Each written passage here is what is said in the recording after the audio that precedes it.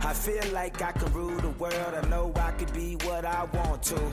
I put my all in it like no days off. On the road, let's travel, never looking back. Oh yeah, feel like gold. I don't wanna hide it. Ain't nobody telling me no. I'm catching feels wherever I go. What's up? We got Jack here, Jack Smith. How are you, man? Doing good. How are you guys? So, spoke at House of Khan where I met him years ago. Started this company called Vungle, which sold for $750 million. It was like an ad thing, which we're actually going to talk about today. Started Ship, which raised a lot of money, got a lot of hype. And what happened to that? Went to zero. So you win some, you lose some, but you won a major one.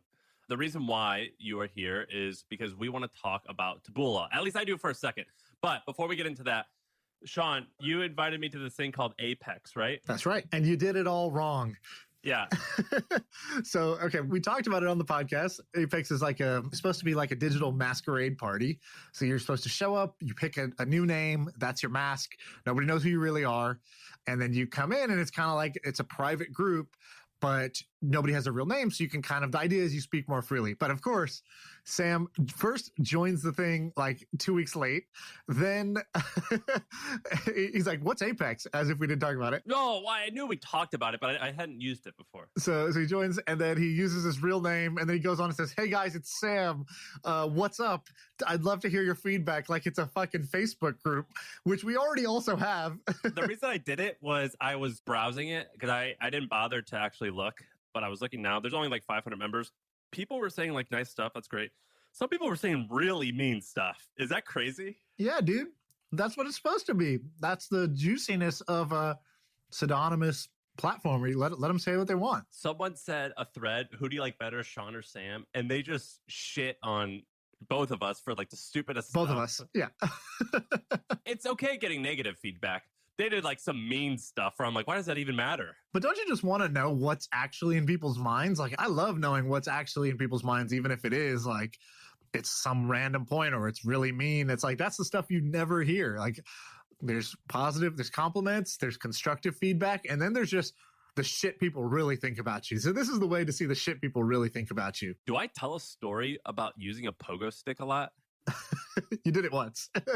I think it's because you have all these like random skills / hobbies. And so each time it's a different one. It'll be like, I can dunk, I can skateboard, I can ride a pogo stick. I used to run track. Like you always have like a thing like that. So that's what they were making fun of. Someone made fun of me for he's like, I get it. You sell hot dogs and you're good at the pogo stick. Yeah, I thought that was hilarious. Me too. That was a funny one. That was a good one. That was a good way to make fun of me. But people said some other. So what is this? It's an app. It's an app that's a group for the podcast listeners. I think this app can take off. So it's an app that I discovered called Apex that it lets you host these types of private masquerades, these private groups. I got invited into one that was super interesting. So then when I was telling that story, I was like, oh, we'll make one for this group for listeners and we'll put the link in there. And then it got hundreds of requests. And I was like, dude, I'm not going to go through and approve all these because to get in the door, you have to link your, I made it where you have to show social ID, at the beginning. And then after that, you can't see who's who. But at the beginning, you could just make sure that they're not like bots or spam.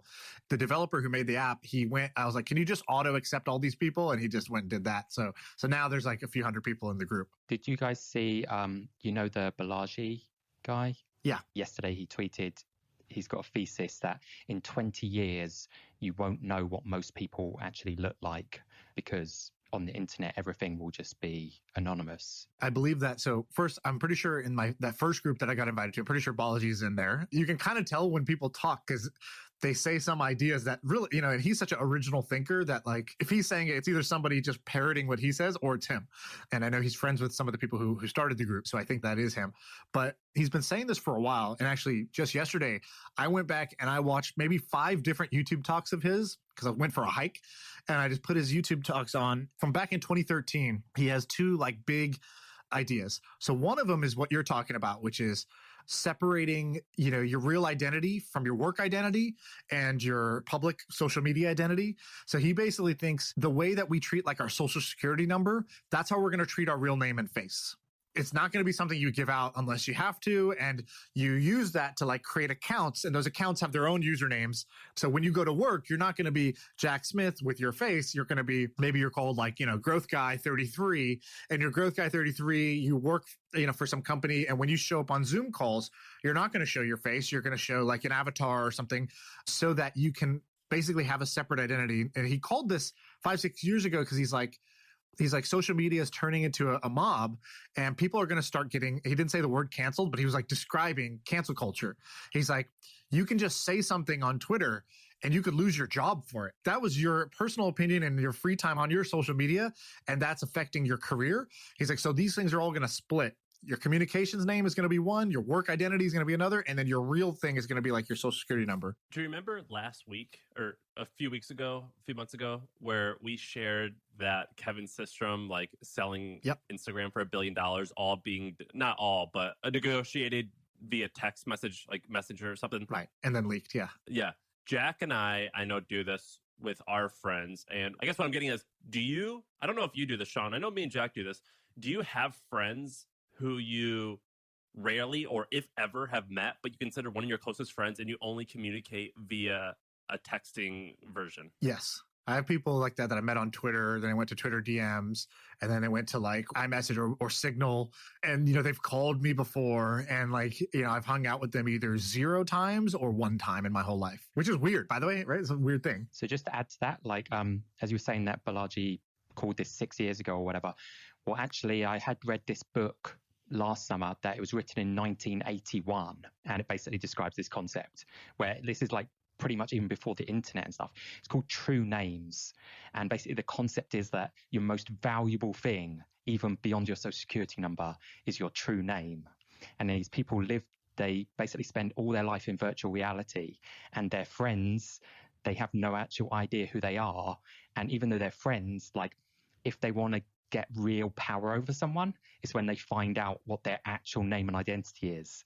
And these guys then are like, because they're like so powerful and stuff. And then so it's pretty interesting that, even like 30 years ago, this guy was predicting this. Do you guys think this is, because Balaji's he's a futurist, right? So first of all, everything he says, I think of him like somebody who literally is a time traveler. Like he comes back in time and he says something to me, and I'm like, okay, even if I don't understand this is just what the future is. I just don't know if it's 5 years, 10 years, 25 years from now. He's crazy, not necessarily a bad way, but I think he predicts a lot of stuff, and he's definitely right sometimes, but those types of people are probably wrong more than right. Sure. I'm not saying he's right all the time. That's not what I mean to say. I mean, the things he says, they sound so foreign to today because he focuses on the future and like kind of like the deep future and the radical future, not like small incremental changes, but like what would the big shifts be?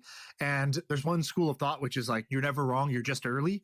For a lot of these predictions, like your guy who wrote this book in 1981, right? Like you're wrong until you're right for a lot of these big ideas. Like the idea of Bitcoin, this universal currency, that's actually been around for a while. And then it was wrong until it starts to become right. I believe in it. Did you guys read the book American Kingpin, the one about the Silk Road? I haven't read it, but I'm familiar with it. It's awesome. So you should read it. It's awesome. It's so fun. But anyway, Silk Road was a multi-billion-dollar enterprise. All of his employees, obviously because they couldn't reveal who they are, they were only like identified by like usernames, and they had no idea who they were, and they paid each other. And I was reading about it. It was a pretty harmonious work. Like it was like a good work environment, and it was only username based. And people got paid, and they had meetings. It was incredibly fascinating. So yeah, I buy into it. Did I tell you about the conversation I had with one of the early developers of the Silk Road? One of those guys? No, what? He listens to the pod, and he reached out, and he's like, hey, this is who I am, confirmed his identity. And he's like, I was, one of these people. If you Google my username, you'll see all these articles about me. He's like, I just, and so I can't say too much, but like I talked to this guy for a while. Fascinating guy. I can't say too much, but basically he was a fan of the podcast. Okay, so I'll tell you something crazy, and I got to ask him what I can say. We might have to just delete this.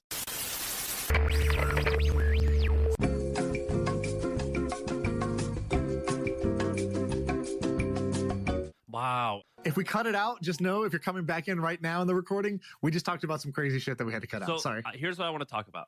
This is not that interesting on the surface, but I figure Jack could give us some intel, perspective.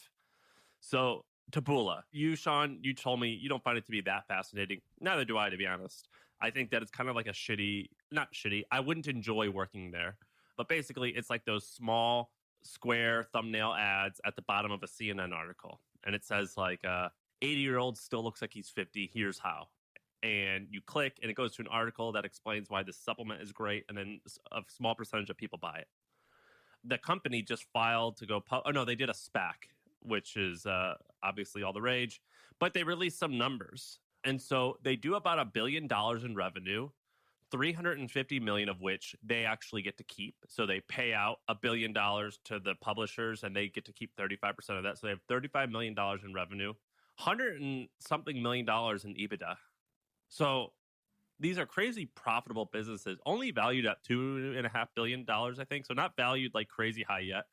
The reason why it interests me is Vungle, I don't know, I'll let Jack say if he wants to say any numbers, was like kind of like that too. And then Sean, what's his name?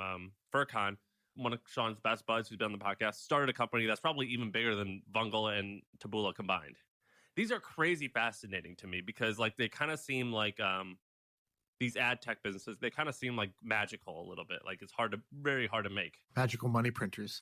Yeah, Jack, what do you think? Well, I don't know if it's necessarily hard to make, but what makes you think that it's hard to make? So I guess we talk about a lot of basic ideas. We talk a lot about direct-to-consumer stuff. So like Gymshark or something that just does a slightly better marketing. We don't talk too much about software.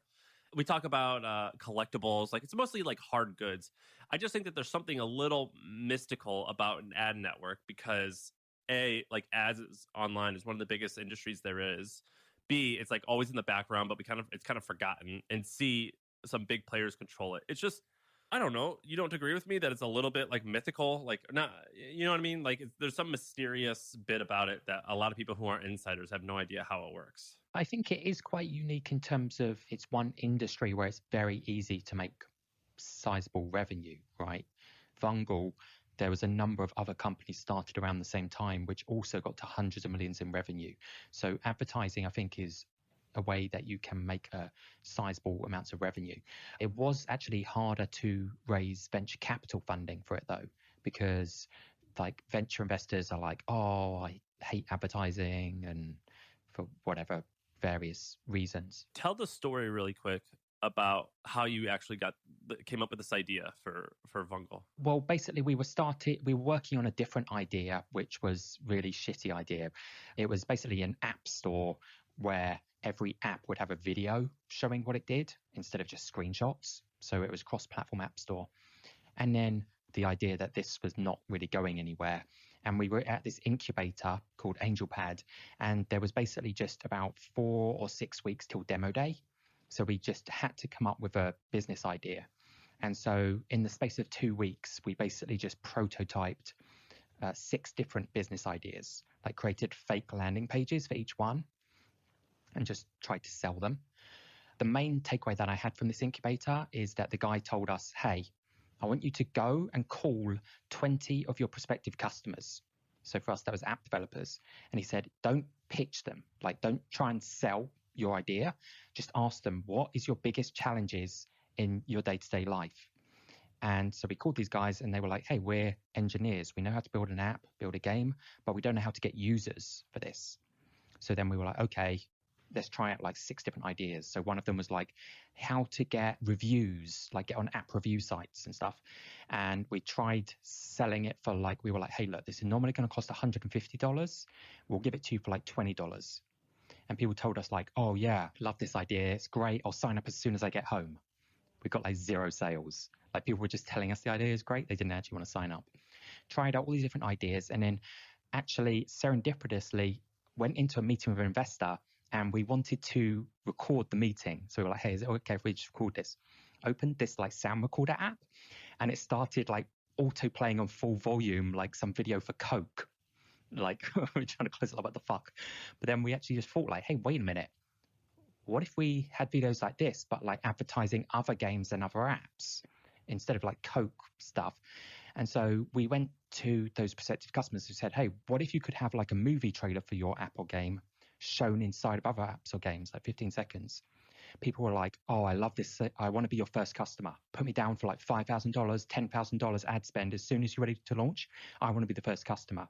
So they were throwing money at us. So then we knew that, all right, this is a good idea. But actually, when we told the guy running the incubator that we had come up with this idea, he was quite early on at Google and stuff. Basically, he said to us, like, I just went on a whiteboard and I was like, yeah, it's kind of in the past week, kind of this is how I think mobile advertising and advertising works. Like you kind of have games that want to get users and these other games will want to get paid so we can show ads in there. The guy basically stood up and he just like slams his hands on the table. He's like, you guys don't have a clue about advertising. You just looked this up on Google in like the past week. There's people at Google and Facebook ads who have like 10 years experience in this, and you think that you can disrupt this because you just Googled this like 5 minutes ago. And then so actually I remember one day just like being in the toilet and then just like late at night because we stayed late into the office. As a figure of speech, or you were literally taking a shit?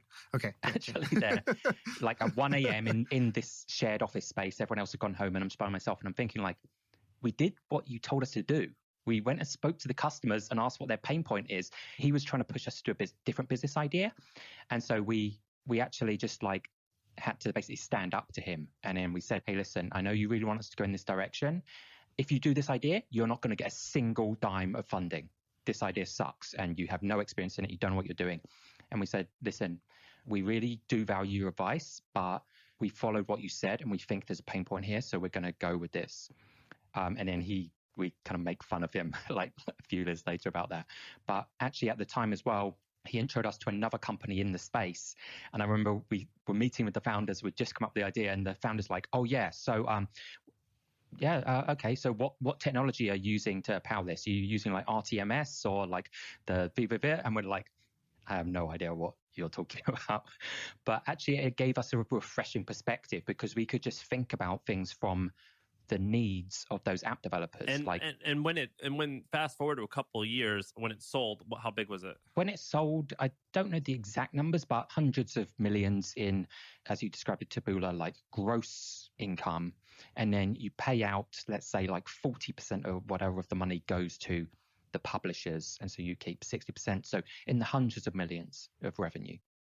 There's a tweet I put out the other day that's like one of these fortune cookie tweets, but I think it's true, which is if you want to know how something works, you ask experts. If you want to know how something is going to work, you ask a beginner, basically, right? So the idea is that experts can describe how things already work, but they're not great at describing how things could work or should work in the future. And that's where the beginner's mind really helps. So one thing I've been thinking about, so Taboola works because they go at the bottom of, who knows, hundreds of thousands of websites. They must get like 1 billion impressions a month. I don't know what it is, but it's a lot.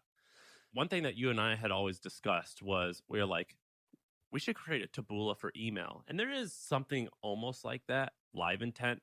I think it's pretty shitty. But with the rise of email, I wouldn't call it the rise of email, but it's popular right now. What's holding someone back from making this work for email, you think? The lack of impressions or what? Email's obviously been around a long time. Maybe if I was to look for opportunities, I maybe wouldn't be looking at email. You could often maybe look at like more emergent platforms like Clubhouse, for example. There's no monetization around that, right?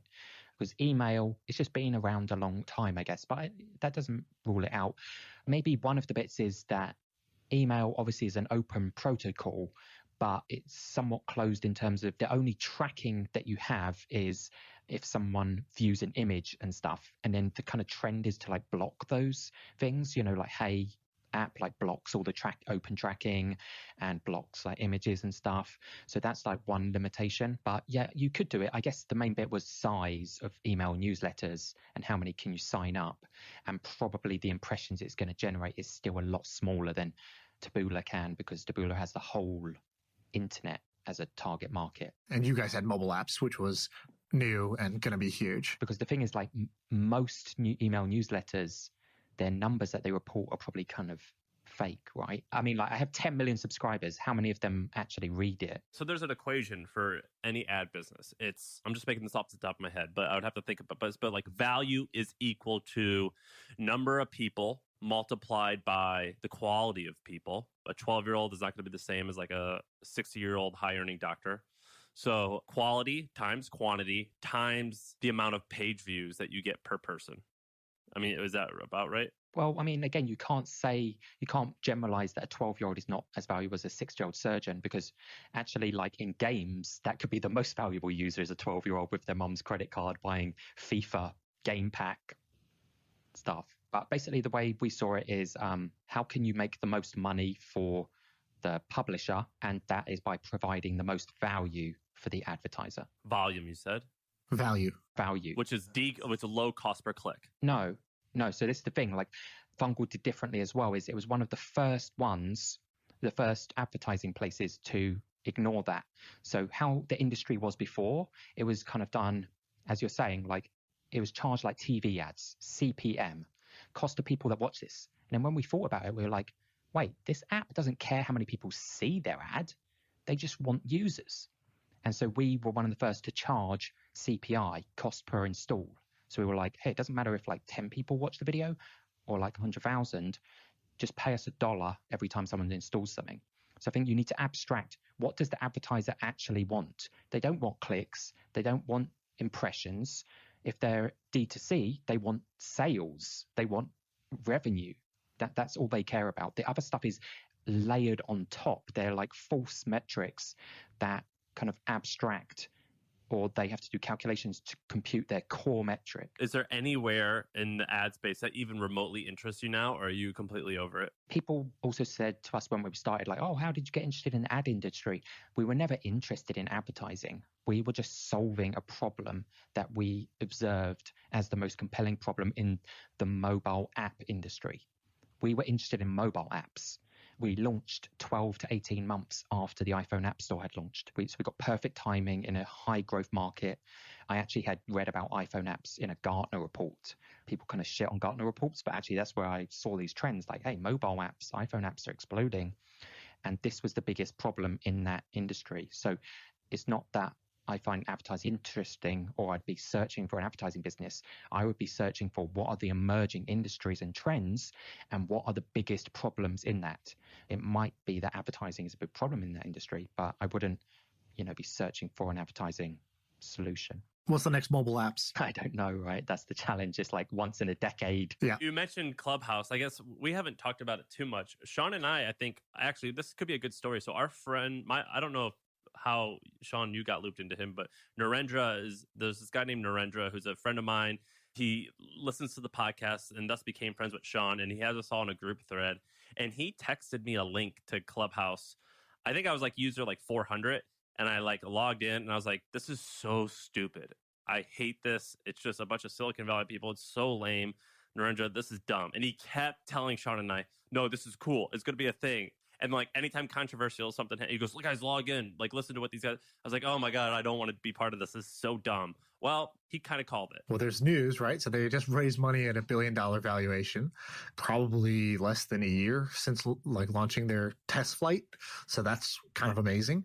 Sam, do you still think it's stupid, or you have revised your opinion? Well, obviously I'm wrong. No, for you. To you, do you like it now, or do you not use it? I don't like it. Jack, do you like it? I don't use it. I thought no one would like it. And objectively, I'm wrong. I knew people would like it because we had built Blab, and Blab was so similar to Clubhouse.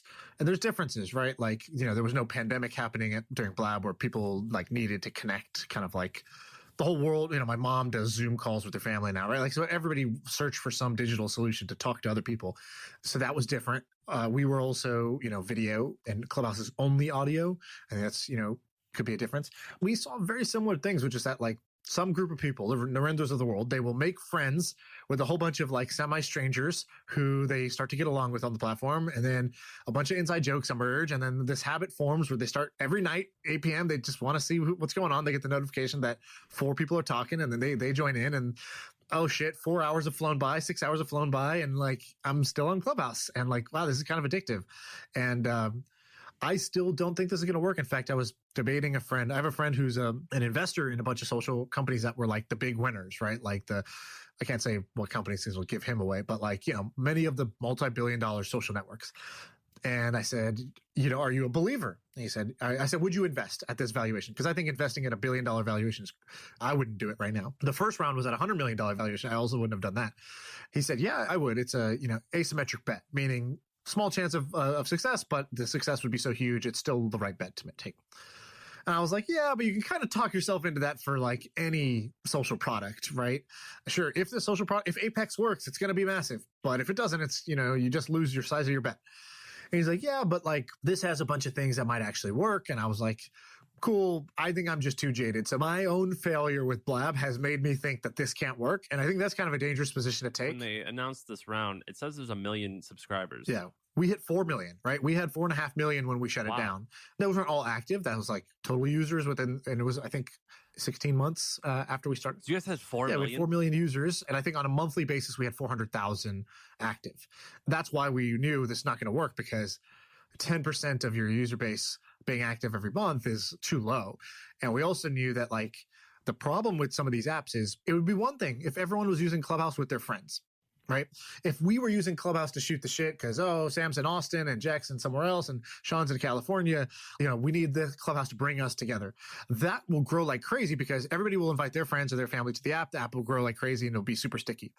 But apps like Clubhouse and what Blab did was the fun was meeting a whole bunch of new people that you were hanging out with. Now, the problem with that is that doesn't scale because you're not bringing your friends to the network. You're coming to the network to make friends. That's why Narendra likes it. He made a bunch of friends. Like, if you go on and see the rooms he hangs out with, I bet you those are people he's never met in real life. Like, they're cool people. They're people who he has things in common with, but they were not his IRL friends. And so because of that, you don't grow virally because people aren't bringing their own friends. And then it's also not sticky for most people because most people will have the reaction you had, Sam. You go in and you're like, if you don't immediately find a live chat room that's interesting to you, and also you don't have like the time and the bandwidth because it's like there's no editing, right? So it's got to be like good right away and get to like something that hooks you.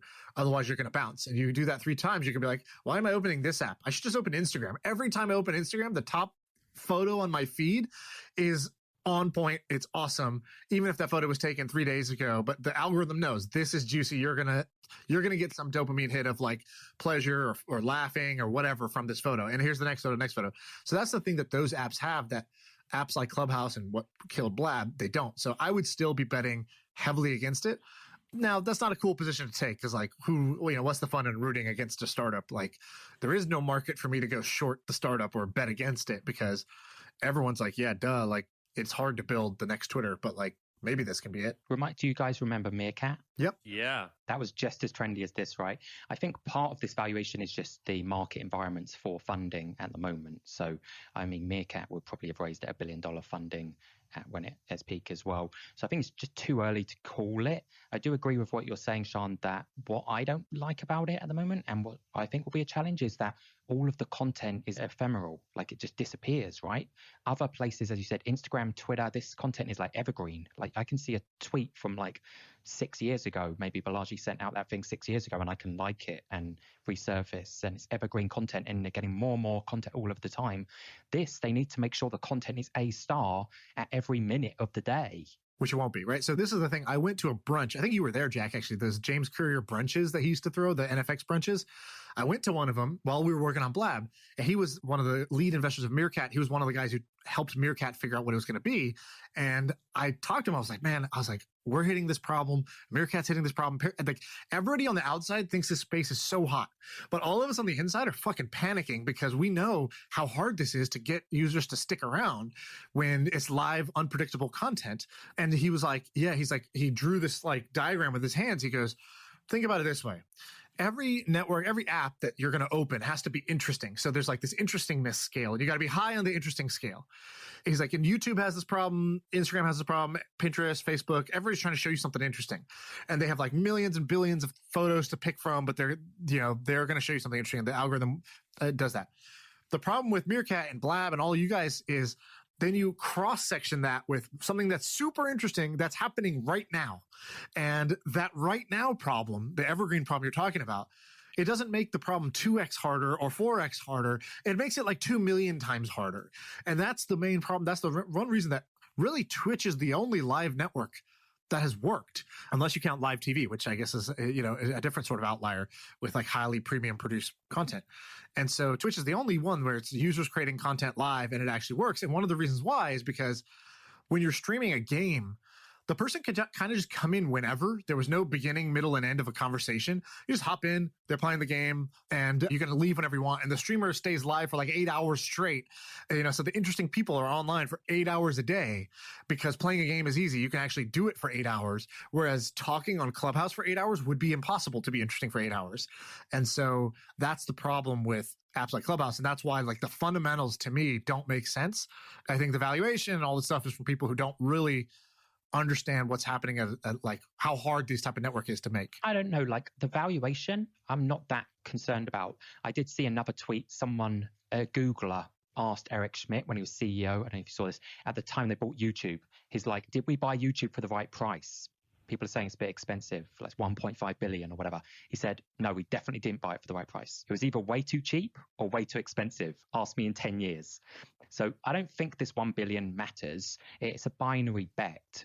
It could get massive. YouTube was already working. YouTube was already massive. It just might have died because of the, all the copyright lawsuits that they were getting hit with. Instagram was pretty early when it got bought by Facebook and stuff, right? I mean, not as early as this, but Instagram was also sticky. And again, the like fundamentals of Instagram, you could see why that would work. You knew that people viewing photos on a feed, that works. Oh, these guys have done it well on mobile, and they're like faster than Facebook on mobile. They sort of built Facebook for mobile.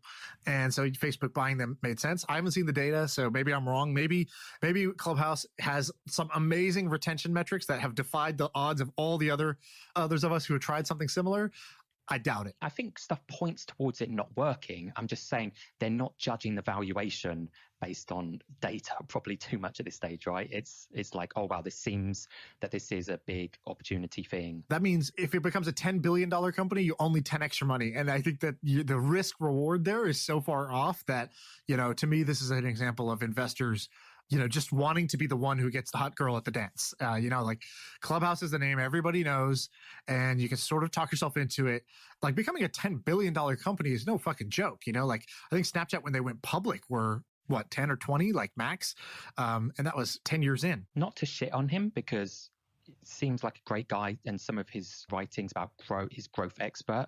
But Andrew Chen has had a couple of big bet failures. Like he joined Andreessen a couple of years ago. His big bets are things like Atrium, which like died like 12 months later. Like I can't remember his other bets, but some of them have like died. Yeah. And I think he was also in Secret, which was like probably the last big social app to do this was Secret, where Secret comes out. It's in a small number of people's hands. It's super interesting.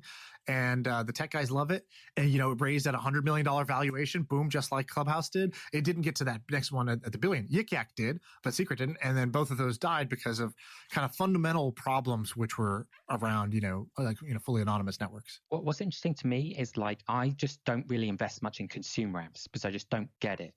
And I think what highlights that the most to me is that Sequoia and I can't remember the other firm, but they are investors in WhatsApp, like the biggest consumer exit of all time. They're also investors in things like Secret. So if these guys that have massive teams, they're looking at all the data, they're going to the board meetings of WhatsApp, they have all of these data points. If even them can pick a consumer app that like implodes like 12 months later, how am I going to be able to pick the winner? We talk a lot about a lot of cool stuff on here, but we never really talk about this social network, like these like poppy fun things. And would you say it's because do you just hate that now because you see? No. So I don't hate it. I am probably too scarred by it. So like I'm scarred by it to the point where I would never go try to build another social app. I think it's like, just in terms of the risk reward ratio, I guess there's so many better ways for me to have success than to try to be the genius who catches lightning in a bottle, the lottery ticket winner who really comes up with the next Snapchat, the next Instagram, the next Pinterest, whatever, right? Like I would love it, but damn, that's hard. And there's just so many other ways where I have a much higher chance of success. So I wouldn't do it again. But I love thinking about it. I love talking about it. I love using these apps. I try all of them, right? Like I enjoy them, and I actually enjoy using Clubhouse sometimes. I actually thought that the real value of Clubhouse was for anybody who was on it during the first like 3 to 5 months. You could meet every single interesting person in tech or even like Hollywood. Like I had conversations with NBA players on there. I had conversations with, Scooter Braun. I had conversations with, from kind of like Justin Bieber's manager. All the tech people were on there. The VCs who, again, I tweeted this yesterday. You can't get a meeting with these guys. If you try to schedule them, their EA will say, they're booked till March. How's the third week of March for you? And then you have to fake also being busy and be like, let me check, even though you have, you don't schedule 3 months out. And then that guy will be on Clubhouse for 3 hours that night, shooting the shit, doing nothing. So like it was the best way to build your network and build your kind of friend group. And one connection that came out of Clubhouse could really change the trajectory of your life, because all the people on it early on were heavy hitters. And then now, as it gets kind of like more opened up to more people because they want more users, and now, they send me a message that says, you have 30 invites.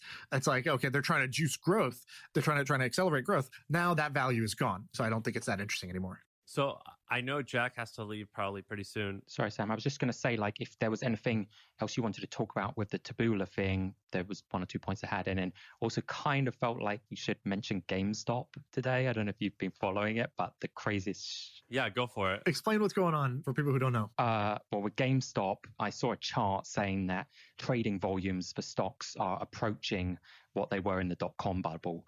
Basically, for GameStop, BlackBerry, and like some of these other junk, what the professional investors would say are like junk, the fundamentals, like these are dying stocks. Like GameStop is like a Pokemon card store basically at the moment. It's dying. So hedge funds were basically saying, hey, we think you should short this stock, like the numbers are trash. People on Reddit in this group, WallStreetBets, they basically clubbed together and they were like, hey, let's just screw these hedge fund guys and let's just pump this stock. Now, GameStop, the guy, this other actor, the founder of Chewy, had become an activist investor like 6 months ago, just saying like, oh, I think I can improve them. He invested 75 million. It's gone to over $1 billion in 6 months. The stock was up at one point over like 100% today alone.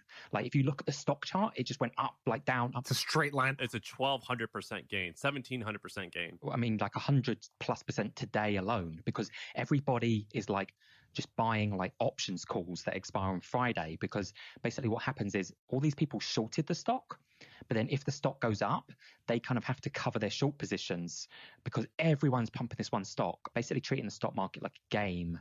Kind of funny to see, but like, yeah, it is approaching like dot-com bubble levels of stuff, because people were posting like really scientific sounding stuff on the Reddit group, like, oh yeah, this is called like a quantum short freeze where there's not enough stocks, and then this like they basically were chatting shit. If people even knew they were chatting shit, in the comments they were like, you formatted your post very professionally with like bullet points. Sounds legit. I'm in. Right. And then they're posting screenshots that they just put in like $100,000 buy orders. So it's kind of like the .com thing where everyone was just buying any stock that was called .com.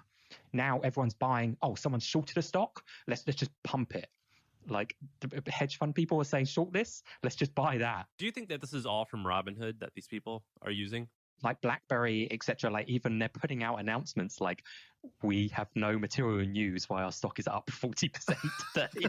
Because even though Robinhood users, you'd think like, oh, wait, they maybe don't have as much money as hedge funds. So how can they move the stock so much? It's because they're all buying crazy leverage options. They're buying options that expire on Friday, which means that you can essentially move the needle of the stock. Just by putting in like $1, you can move it massively because you're basically doing a game of roulette. You're like, hey, yeah, I know I'll lose all my money, but I have a small chance of winning. So basically they can move the stock much more because they're just buying these super risky, crazy options because they don't give a shit if they lose all their money. So it is Robinhood, it looks like to me. It's so crazy what Robinhood has become. I actually can't stand it. It's funny, yeah. But I definitely I feel kind of sad for people because I think it's going to mess up a lot of people. It's funny, scary. Yeah, it's funny, scary. I actually had a funny story. So 3 days ago, I'm in this like chat group and I posted, I said, hey, who's got hot stock tipped for me? I feel like gambling. And I told her, I said, I got 100K. I'm going to gamble. You know, give me your best recommendation. And so people were just responding. There's like 6 or 7 people in this group. They were like, this because of this SPAC, because of this reason. You could just speculate on this, and, just funny things. And Greg Eisenberg, who's been on the pod a couple times, he goes, "Oh, I think GameStop still has a 20x to go." And I actually didn't know what was going on with GameStop at the time. This was, I think, the first day of the pump, like when it was like 50% or something like that. And I looked at it, I was just like, what is he talking GameStop? I just thought he was like, just referencing some obscure old dead thing as whatever.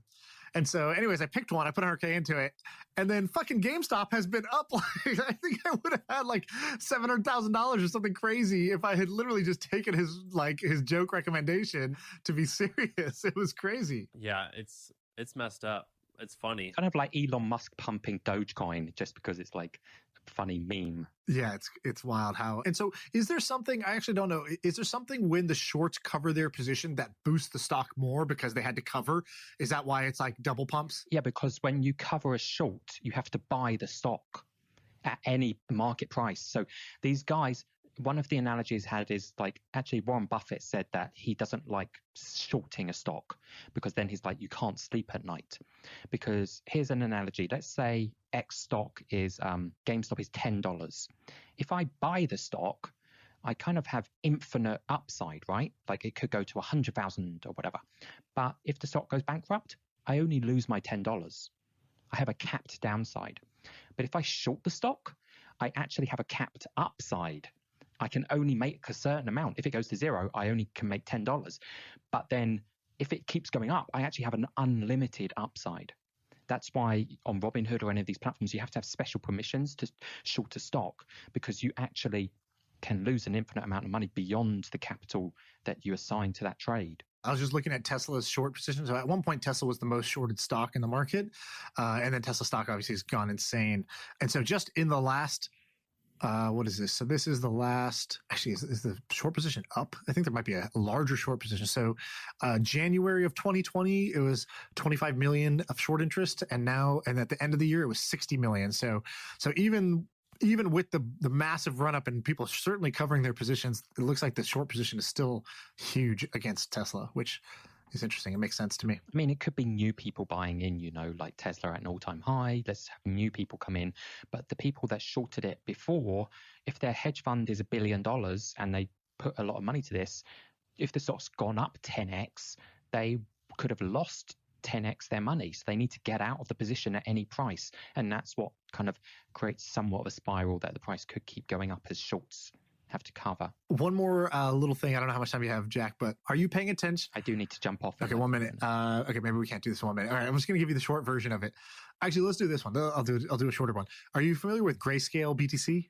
Yeah. Grayscale. So, Jack, explain Grayscale to Sam real quick. I mean, I'm not totally familiar with it, but the stock ticker is GBTC, and I believe that it's just like a derivative of Bitcoin at like a premium. So it's kind of like an ETF for Bitcoin.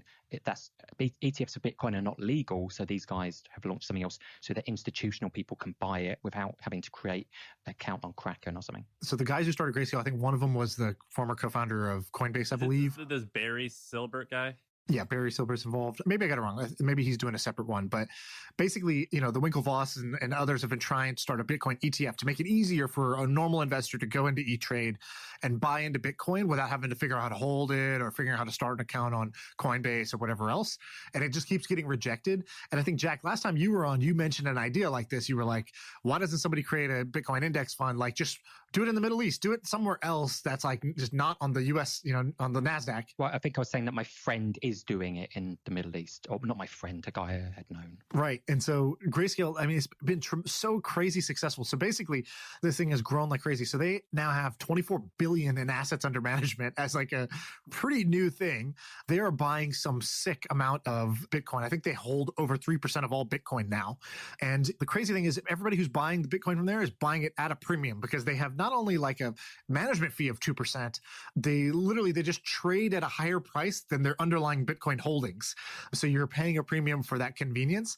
And I just think this is like one of the like these guys are going to make, the guys in charge of this, probably going to make over $1 billion doing one of the simplest simplest in terms of like they didn't build a product, they didn't invent Bitcoin. They probably had to do a lot of regulatory work though, because otherwise someone else would have done it. I think they paid some lawyers basically to say, hey, could we do this? And yeah, let's go ahead and list this and see what happens on on the OTC. And I just think it's insane that it's trading. I don't know what the premium is. I believe it's. I do need to jump now, guys, but this was super fun as always. So, all right, thanks for coming, Jack. Take care, guys. Thank you, Jack. Sean, I want to bring one more thing up to you. Okay, I'm also supposed to jump, but yeah, let's do it. Oh, well, really quick. Andreessen Horowitz. Yeah. So Andreessen Horowitz is regarded as one of the best, maybe the best VC firm out there. By people in the know, it's not the best, but it is definitely tier one. But it has a brand name that is, it's like a who knows what's better, Princeton or Harvard, but it's like it has that name. So they got popular because they had podcasts. My friend just texted me, Maggie, who's the head of content at NerdWallet, a multi-$100 million business, and she just got recruited and hired there. So I love this idea that they're doing. They're building out their media arm. I don't know if that makes money. I think it does. There might be ads on it. Pretty interesting. What do you think about this? So I don't think they have a media business today. I think they put out content just like most VCs do. They have podcasts and stuff to like be thought leaders so they get better deal flow. But now they're like, no, why do we need to go to the Wall Street Journal when we want to write an opinion piece? Let's just make a media company and we will write opinions into that. And like, let's actually blow this thing up. I think this is a really smart idea, kind of a no-lose situation. Like they have multiple billion-dollar plus funds. So the media business doesn't need to be a big business for this to add value to them. No, it could easily pay for itself though. Just what they have now, it would pay for itself. And so I think that it will be successful, financially, but at a scale that's for them probably pretty small. But the impact and the influence and the ability to like dictate their own terms and not be beholden to the media and having to like play nice with journalists and do all this stuff. They're like, no, we'll just be the journalists. Why not? And this has already been a trend, right? Like Mark Andreessen on Twitter will get millions of impressions, but I think it's smart of them to go straight into the media business and compete. And I love how the media people are all so upset about this. Yeah, it's stupid for anyone to be upset about it. I can't stand that. It's awesome. I can't stand the elitism of people like gatekeeping around who can and cannot share their opinion, who can and cannot have quote news or be a quote journalist. I think it's awesome. I'm on board. I think it's great. By the way, I think this is a general trend for VC, which is that this is not exactly the case for Andreessen, but it's a good example. VC is going to shift, I think, to businesses that startups need that happen to invest, that have a venture arm. So I'll give you an example. Have you ever heard of Tusk Ventures? No. So there's a guy, I think his name's Bradley Tusk. He's like a kind of a big dog in the like kind of like lobbying world, kind of like the legal political world. So he was an early investor in Uber, Airbnb, and a handful of other really big winners because he was the guy who was helping them go into cities, lobby with the cities, and get their kind of like new product, like Airbnb or Uber was a new idea, get it through with governments. And so he was a service provider that they would normally pay for their service for their startup. And he was like, yeah, but I'm a venture investor. So if you want me to work with you on this, let me invest. And so this guy's made a killing on Airbnb and Uber and these other guys. And I think the same thing is going to happen for lawyers. Like every startup today goes to one group of people for investment and another group of people for legal services. Somebody, and maybe it's me, that somebody's going to go buy a law firm and be like, hey, here's what we're doing. We're cutting prices down to the bare minimum. We're going to be ultra client friendly. And we're going to just invest off. We're going to raise a fund out of this legal, this law firm to invest in all the companies that we work with that we do this for. I think it's a good idea. I think legally, I think you can't do that for a law firm, but I understand your point. I think, but they take equity right now in some startups. Some do. They take instead of cash, they take equity. I don't think they have owners, do they? They have partners. Yeah, there's like a partners. Yeah. The other thing that works there is like recruiting. So every startup wants to recruit engineers. So instead of being a recruiting firm that makes all your money, your business model is give me 20% of the first year salary. It's going to be a business model that is basically like, I will do the recruiting for you, but we invest in your company. We invest and then we are your recruiter firm at cost. I'm on board with this. I think it's great. Although I've never taken money from any of these big guys. I would want to ask them, do you actually use the services they provide? It's different from, I'm Andreessen Horowitz and we have some marketing people on staff, to being like, no, we're a badass ad agency with a venture arm. We are a badass legal firm with a venture arm. We're a badass recruiting firm with a venture arm. I think it's a different thing. And I think founders are going to start taking that because they're going to be like, hey, I get 2 for 1 here. Yeah, like it was kind of like that Reed who came on. Reed? What's the YouTuber guy's name? Yeah. Mr. Beast Manager. Yeah, that's right. Yeah, that's a good example. Cool. I got to jump. So all right. I'll see you. See you.